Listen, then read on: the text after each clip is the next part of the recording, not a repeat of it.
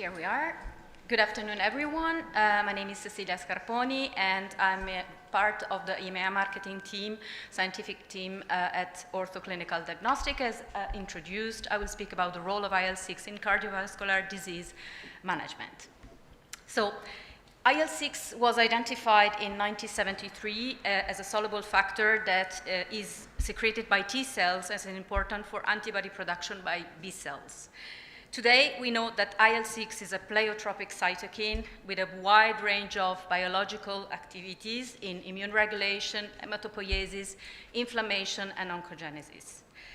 Since nearly 50 years now, it's clear that IL-6 pathway has emerged as a pivotal pathway involved in immune regulation. And more recently, severe COVID-19 may be regarded as a viral-induced hyperinflammatory condition with multi-organ involvement due to a cytokine cascade. Soon after the beginning of the COVID pandemic, IL-6 elevation was identified as risk predictor for disease severity. And this explains why, in 2021, the WHO has updated its patient care in guidelines to include IL-6 receptor blockers in addition to corticosteroids in case of severe or critical COVID-19. And IL-6 is still commonly used in hospitalized patients to predict risk of respiratory deterioration. So targeting of the IL-6 pathway has led to innovative therapeutic approaches in multiple diseases. Here, there's a table which shows an overview of interleukin-6 clinical applications.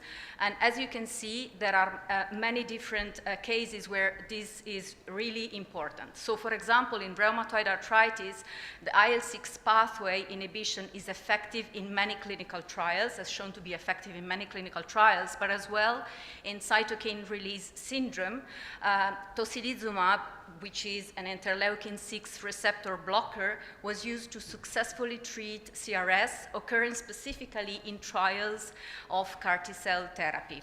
So here, this is an overview of the many different clinical applications that interleukin-6 may have. So a brief regard now going to heart failure. So heart failure, as you all know, is affecting over 40 million people globally, and it's the most frequent cause of hospitalization in patients over the age of 65.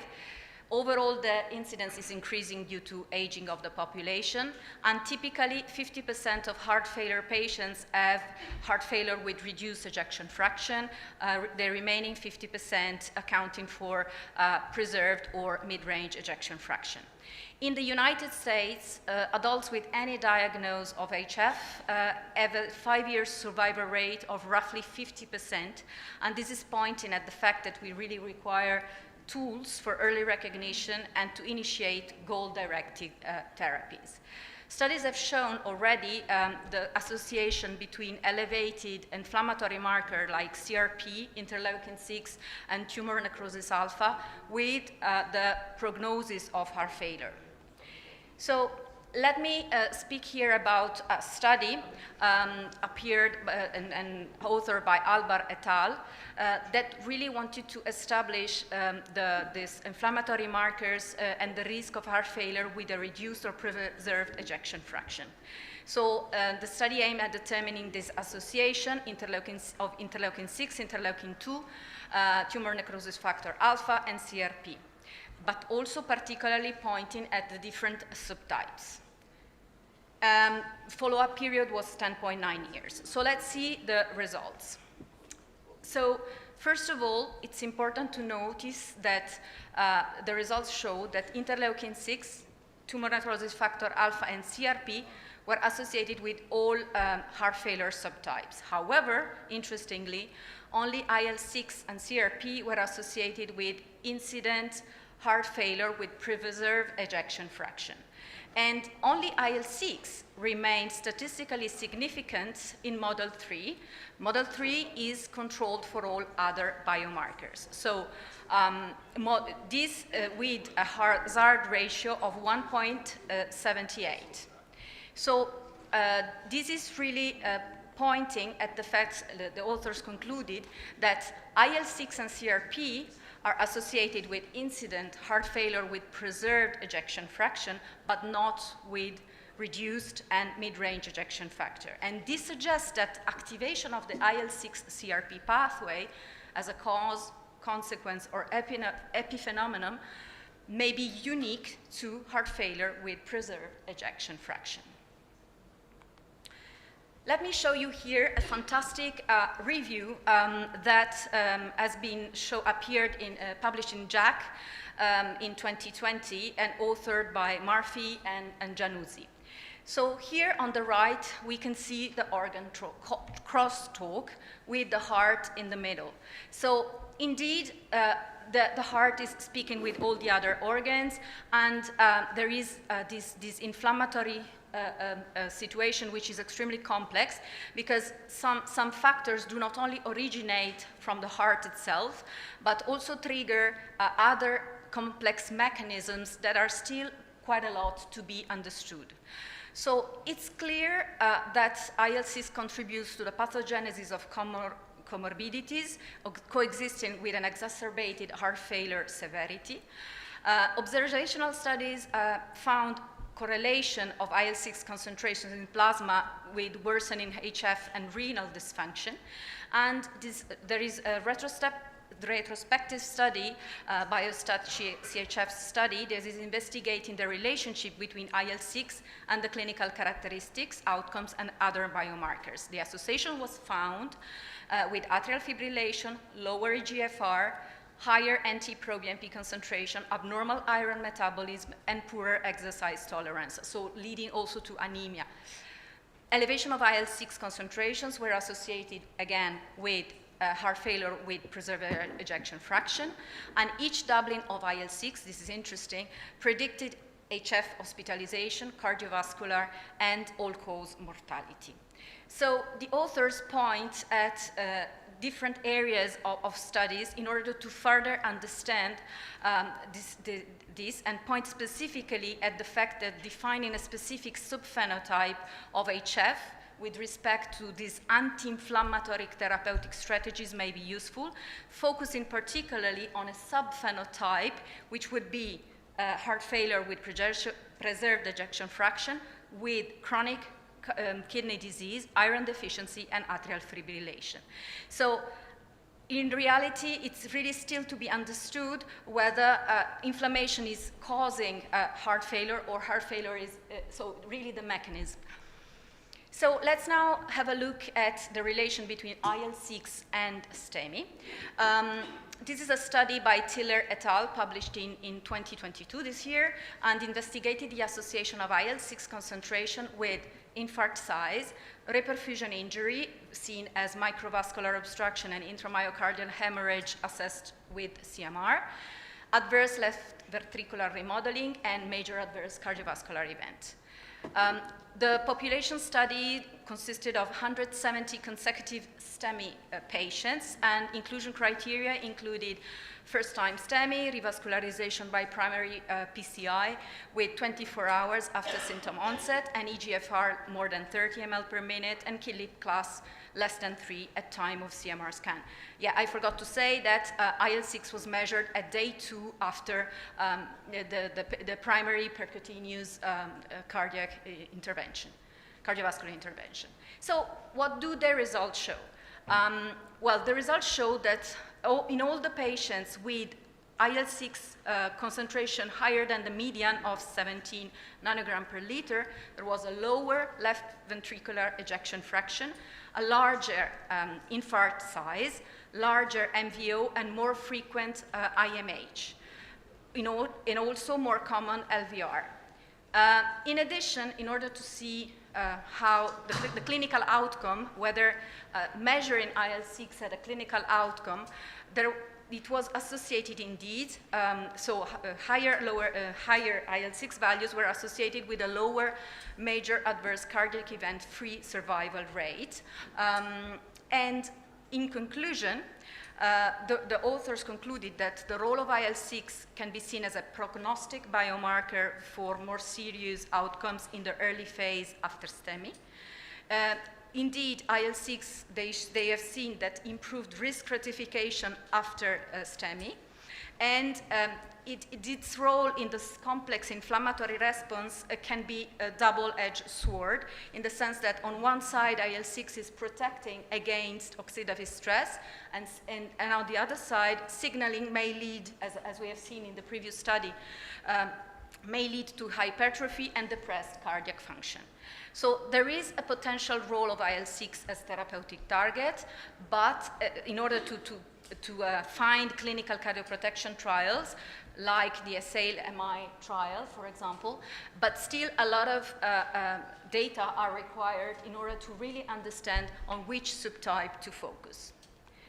And I would like to conclude, to go to conclusion, to say that within the acute care comprehensive panel, Ortho do have an IL-6 test, which is traceable to the first WHO international standard and extremely well correlated with Alexis test with a correlation coefficient of 0.998.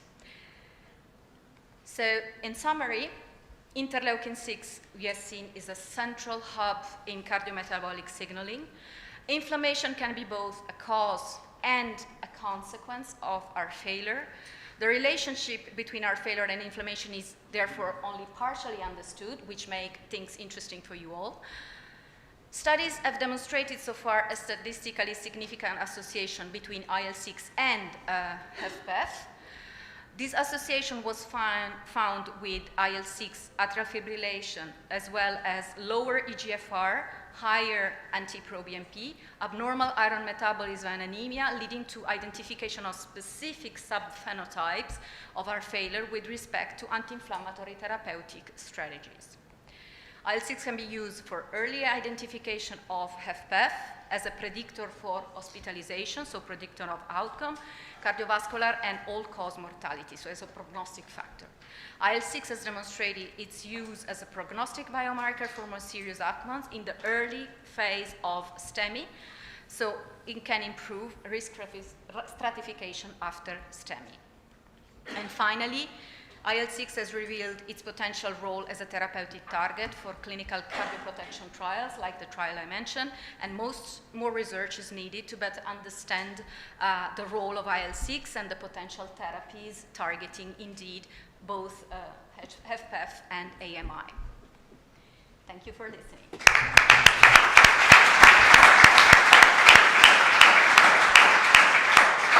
Thank you very much, Dr. Scarponi. This presentation perfectly reflects the innovation spirit of the great. And I think it is really so good to think about the possibility in acute setting to measure biomarkers that is reflecting the morphology of the heart and therapeutic implication. Now, this interesting presentation is open for discussion. Dr. Mebaza? Yeah, thank you very much for this presentation. It reminds many of the young guys that the IL-6 is so important.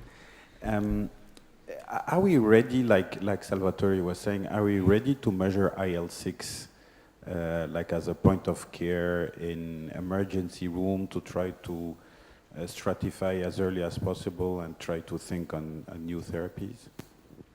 You mean in terms of as a point of care system? Well, now with Quidel, merging with Quidel could be possible, but for sure, I think it's a way to go. Sure, to make things extremely easy. Now, it is true that with on vitros, having this platform is quite rapid, so it's a short turnaround time test. But yes, I think it could be a good addition for the many reasons that we have seen to include it in a acute care portfolio. Indeed, it's a good suggestion. Thank you. Other questions from the floor? Yes, Professor Brenner. Do you know the source of the IL-6 that you're measuring? Is it from the heart itself or it's from somewhere else? And also, does the IL-6 levels in the serum reflect IL-6 levels in the heart? This is a very good question. So, well, it is. This I don't know. I don't know exactly whether. I think it reflects indeed, but the origin precisely of the molecule Yeah, I think it's in blood, in reality. But this is a valid one. I think the studies are there. I'm not aware of, indeed, to see this relationship. Other questions from the floor? So can you perhaps tell us the amount of interleukin-6 that is in blood? So is it an analyte that is very difficult to measure, that has very low concentration, and where kind of it's challenging in the normal range, as we have found out with high sensitivity troponin? Or is it an analyte that is more easy to measure? So do you think there are differences between different assays that might have clinical implications, or do you think it's an analyte where perhaps the analytical differences might have less of a role? Yes, thank you for this question. Well, I honestly I wouldn't compare this to HS troponin, indeed. I think there is more, it's not standardized yet, but still it's not as critical to detect extremely small concentrations as it's the case for HS troponin, where indeed the limit of detection is crucial, and we cannot compare results from one test to the other. So it's not as challenging on the analytical standpoint, and therefore I wouldn't point at a specific criticalities there. Yeah. Okay, great. I mean, this is a really important topic, and we have data that Luca Crisialdi will present. Just looking as it present IL-6, also high-sensitive troponin, so will be really open a new door that we really will look at in the future, also having this echocardiographic intelligence assessment evaluation to do immediately. Thank you, Cecilia, again.